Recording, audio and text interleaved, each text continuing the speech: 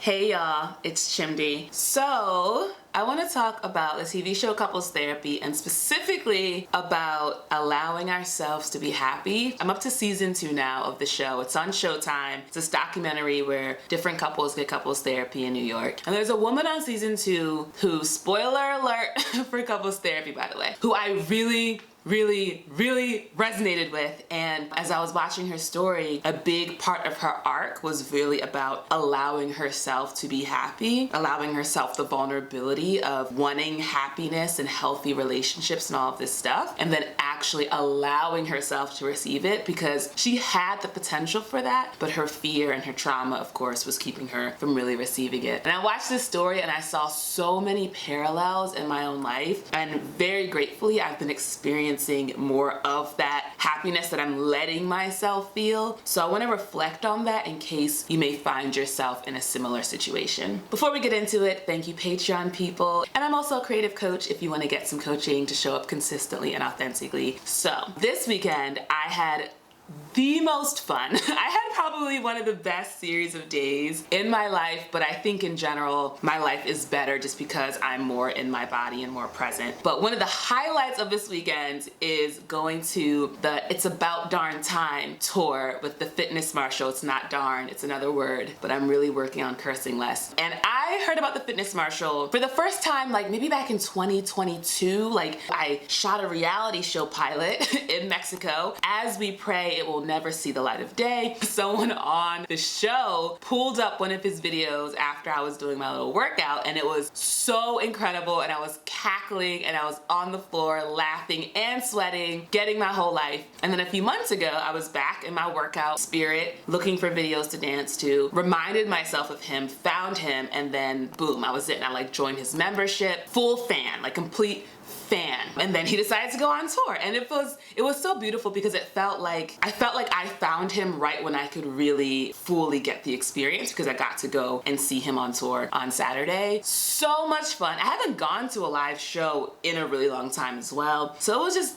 really fun. It's really strange when you go from seeing someone on a screen to seeing them in real life. It's really wild, and I know I feel for him the way some people feel about me, which is very strange, but it also helps put it in perspective. Like I did the meet and greet, which was wild to me because I'm like, bro, I've spent so much time watching and dancing and cackling, and here you are hugging me? Like, what's happening? So it was really cool. But it also helped me put in perspective. Like me meeting him is a highlight for me, but he met hundreds of people, you know, just in that weekend alone, and has met many more in all of his career of like, you know, traveling and dancing and doing his thing. The only reason I let myself have that experience is because some weeks, maybe month prior to that, I had one of the actual best days of my life. And the day didn't involve anything crazy, but it was so beautiful because of the way it unfolded very naturally from one beautiful thing to the next. And it wasn't that I had planned it out, but I just kind of let myself do what I was feeling called to do. And one of the things that I felt called to do was watch the new Mission Impossible movie, which I'm a big Tom Cruise fan, which is really uncomfortable because we know what he's been up to, but I am such a big fan.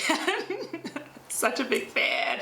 He might be my problematic fave, actually. I love watching him run. And so I'm watching Mission Impossible sobbing, like, because, not because anything sad is happening, because I love it so much. I'm so happy. I love to just talk to Jesus all day long. So I literally imagine Jesus Christ sitting next to me in the theater, and I'm like, Jesus, this is so good. It just is like, I know. And I'm like, thank you so much. And he's like, you're welcome. And I'm just like basking in the glory, which is nonstop Tom Cruise running. I was so happy. And at the end of the night, I was reflecting to myself. I was like, how did I have such an incredible day? And of course, how can I have more incredible days just like this? And what I realized is that I let myself have that. I spend a lot of my days and they're relatively the same. I wake up when I want. I like have a chai latte on the porch, or I drink a glass of water. I stare at the trees. I go for a walk. I read a book. I take a nap. I journal. Like, it's very chill. My life is very chill. I watch couples therapy. It's a very chill life. And so if I want to have any kind of different experience, I really have to be intentional about it. I realized it's because I said, you know what, I'm feeling like a walk, and I went for a walk, and I was like, you know what, I'm feeling like a smoothie, and I went and got a smoothie. Like, you know what, I'm feeling good in my nails, and I got my nails. I was like, you know, I'm feeling like going to a movie. Like, I just let my day unfold outside, and it ended up being so incredible. And I realized for me to keep having great days, I had to let myself be in new situations that I knew I would really enjoy, that would be different, and because it'd be different, just a little bit uncomfortable compared to my regular everyday. And so I asked myself, I said, all right, Chimdi, what's your leading edge? What's the thing in this moment that you want to experience, you want to do, but there is some fear around experiencing it? And at the time, it was seeing the fitness marshal and going to this live show, because it is really scary to go from, there's such a safety in watching someone on a screen. I'm here, you're over there. Like, I fully understand why some people, when I like go live on YouTube, they just sit there quietly and they don't engage, because it feels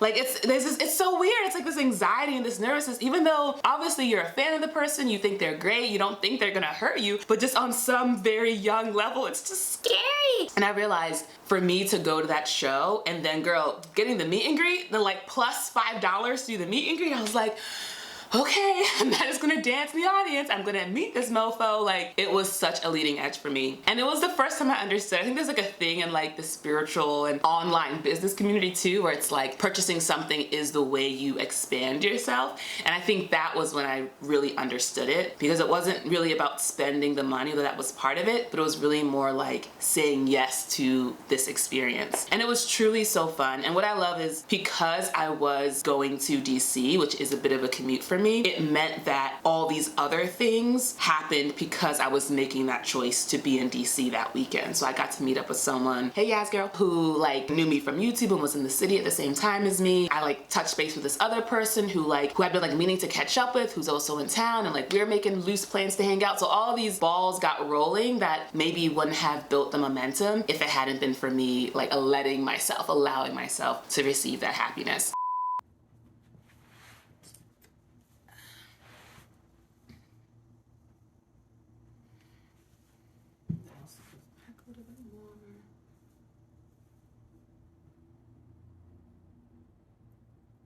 There's a storyline in couples therapy. I am gonna spoil it for you, though it is very powerful, where we meet this couple and the woman I just felt so seen in her, because she was very emotionally distant, and it was so clearly a protection mechanism. And she's got this partner who like wants to be a part of her life, and she's like, bro, back up. Like, that's her energy, is like, ugh. The therapist asked her like, baby, what are you doing here? Like, if you're not interested in making this relationship work, why are we here? And so she starts to like slowly open up and reveal what happened to her and why it was that she was so scared of that kind of connection. There's a moment where her partner is gonna like take her out for dinner, like as a little surprise. She notices herself holding back her smile, turning it into a smirk and saying, for what? And just hearing her respond to like, hey, let's do something together, as this lovely surprise with like a for what, he was like, I don't want to do it no more. And so in therapy, the therapist is like, what's going on that you felt the need to take this smile and like hide it and like to keep it back? And so we learn more about, her protection mechanisms and all that. And then at the end of the season, he buys her a literal puppy. It's so sweet. Later that night, after he bought her the puppy, she like asks for a hug, and he hugs her, and she just starts bawling. And he like is a little confused. So that's what they unpack in therapy, is like, yeah, why were you crying so hard about receiving this thing? And she speaks about how this was something she always wanted, and essentially she didn't really allow herself to receive that kind of love and happiness and joy and support. And in this relationship with her partner, she was getting to experience it. So beautiful. I don't think I realized the extent to which I wasn't allowing certain things in. And I actually had this incredible meditation. Shout out to the Insight Timer app. It is so good. And I did this meditation where the narration was all about allowing yourself to feel held by your bed and by your pillows and your blankets. I know everything is energy in a conceptual level, but I don't think I considered the energy of my bed and pillows and blankets. I truly thought of them as inanimate objects. So to consider that they also have some level of consciousness as energy, and have in fact been holding me this whole time and are like happy to hold me, especially given how much sobbing I have done. So just the idea of like my bed being conscious holding me as I sob was just like very intense, and I was just overcome by the love. And I live with my sister, and I've had a futon for the longest time. Maybe last year I was like, okay, this is getting out of hand. I'm clearly living here. Let me just go ahead and make myself comfortable and invest in getting an actual mattress. And so I got one. And so when I was doing this meditation connecting to this mattress holding me, I thought about how for a while I didn't even let this mattress hold me. I was like, no, this futon is fine. This futon will do, you know? And that's like a whole other thread about the way certain things, they're not what we would want or would like, but they're good enough, and so we just put up with it, you know? I was like, wow, this mattress wants nothing more. It's serving its purpose by holding me, and I wasn't even gonna let it do that. And in that moment, I saw how there are so many experiences, relationships, opportunities, all types of things that are truly like waiting to be received by me, but it's only through me saying yes to receiving them that they get to come into my life. I have my own relationship with Abraham Hicks. I was actually talking to someone, we were talking about Abraham Hicks, and they were like, I don't really, mess with them. And I was like, oh, why not? And they were like, cause it don't heal trauma. And I was like, right. And I like remember that I made a whole video that was that same point. But what has always really resonated with me about that way of thinking is this idea that we're constantly putting out our desires into the world. And as soon as we put it into the world, it's literally coming right back to us. But it's only if we are able to match the frequency of that thing. And I realized like, oh, I see how there are things that I want, but on some level that I'm truly not conscious of, there's a part of me that doesn't actually think I deserve it, you know? I really didn't understand that until watching couples therapy, where outside looking in, it is so obvious to see what's going on with these couples, where their trauma is acting up, what they need to be doing in order to heal. But because they're in it, they truly can't see. And it takes this third person, this outside observer, to say, hey, maybe it's this, maybe it's that, or I hear something different. I didn't understand the nature of the true subconscious. Like, I really can't conceive of the subtle ways I really wasn't allowing that happiness, that joy, that comfort, that safety, that abundance, all these things that I would have told you that I consciously was aware of and wanted, but actually in reality, I wasn't letting that in. To me, it's because there is a pain in the vulnerability of saying, oh wait, yes, I do want this thing, and I will get to have it. It's not going to be taken away. It isn't a matter of waiting for the other shoe to drop where something you love or want or have will be taken away from you. You can trust that you can have this thing. And even if it does end, it doesn't mean, to quote Hosier, that we should change our plans. I just heard his new album. It's called Earth something.